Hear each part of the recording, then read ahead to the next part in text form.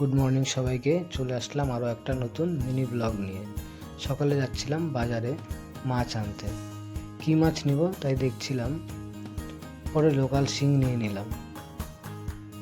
PCO ready রান্নার জন্যে।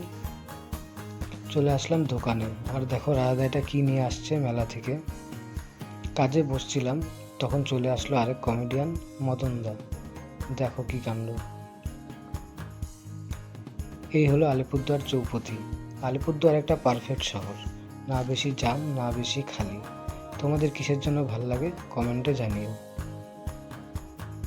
দেখতে দেখতে দুপুরের খাবার টাইম হয়ে গেল।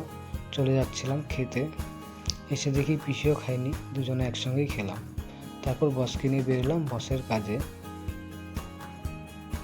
বসের কাজ করছিল আর আমি আমার কাজ করছিলাম। ফিরতে ফিরতে অনেকটাই লেট হয়ে যায়। ব্লগটা এখানেই শেষ করলাম। ভালো লাগলে অবশ্যই লাইক শেয়ার কমেন্ট করো। থ্যাংক ইউ সবাইকে।